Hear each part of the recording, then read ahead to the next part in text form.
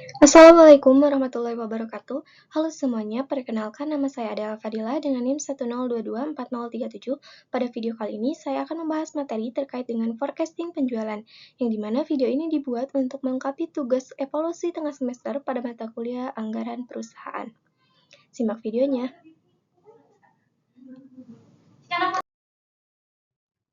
Nah, untuk pembahasan yang pertama ini, yaitu tentang forecasting. Apa itu forecasting? Forecasting atau peramalan dalam dunia bisnis ini merupakan kegiatan atau proses memprediksi nilai masa depan berdasarkan data masa lalu. Kegiatan ini mencakup penggunaan data historis dengan memproyeksikannya untuk masa depan. Forecasting ini mempunyai beberapa metode yang dapat digunakan oleh perusahaan untuk memperkirakan penjualan dalam satu periode anggaran. Metode-metode tersebut dapat dibagi menjadi dua kelompok besar, yaitu pertama ini ada metode kualitatif, yang dimana metode kualitatif ini merupakan forecast berdasarkan pendapat, sedangkan metode kuantitatif merupakan metode peramalan yang menghendaki perpaduan antara analisis kuantitatif dengan menggunakan statistik sebagai alat primer dalam membuat peramalan. Dalam metode kuantitatif ini, terdapat lagi beberapa metode di dalamnya. Yang pertama itu ada tren bebas, yang kedua ada tren semi-average, dan yang ketiga ada tren matematis. Nah, dalam tren matematis ini mempunyai beberapa metode lagi, ada tren momen, ada metode tren least square, dan metode regresi dan korelasi. Pada video kali ini, kita akan membahas terkait tren least square.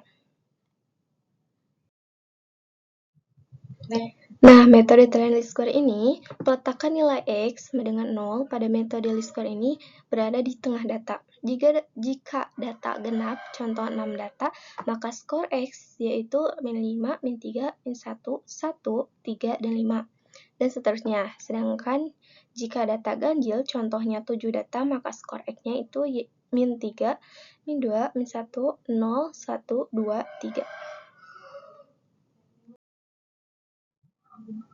Nah, ini adalah persamaannya. Y sama dengan A ditambah B, X.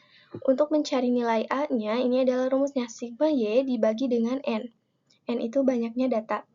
Lalu untuk mencari nilai B, B sama dengan sigma X dikali Y dibagi sigma X kuadrat atau X yang sudah dipangkatkan 2. Nah, berikut ini merupakan contoh soalnya. Misalkan, suatu perusahaan ingin meramalkan penjualan tas di tahun 2023.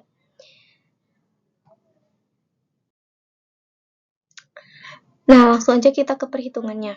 Karena ini datanya ganjil, maka X-nya ini berada di tengah-tengah 0. Lalu ke atasnya dikurang 1, kurang 2, dan ke bawahnya 1 dan 2. Kita mencari nilai X, Y-nya. X dikali Y-nya itu nilai X dikali dengan nilai Y, penjualan tas 285.000 dikali dengan min 2, maka hasilnya min 570.000. Begitupun dengan yang lainnya, ke bawahnya sama perhitungannya. Lalu mencari X pangkat 2, kita tinggal mempangkatkan nilai X-nya. Min 2 pangkat 2 yaitu 4, lalu min 1 pangkat 1, 1,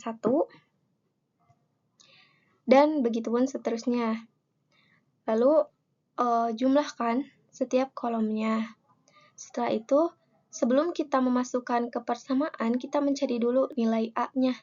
Nah, rumus dari mencari nilai A itu sigma Y dibagi dengan nilai N. N itu banyaknya data.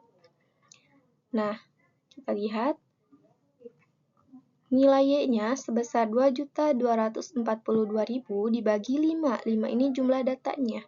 Maka hasilnya yaitu sebesar 448.400. Lalu kita mencari nilai B. Karena nilai A-nya sudah ada, kita langsung mencari nilai B. Untuk mencari nilai B, rumusnya tadi nilai XY dibagi dengan X pangkat 2. Kita lihat 828.000 dibagi dengan 10, maka hasilnya 82.800. Setelah itu kita masukkan ke persamaan. Lalu kita masukkan ke persamaannya. Persamaannya tadi Y sama dengan A ditambah BX. Kita masukkan Y sama dengan nilai A 448.400 ditambah dengan nilai B 82.800, X-nya 3. Kenapa 3? Karena tadi X di tahun 2023 itu nilainya 3.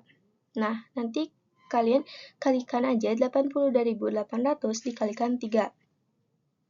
Lalu jumlahkan 448.400 ditambah 248.400, ini adalah penjumlahan dari 82.800 dikali 3.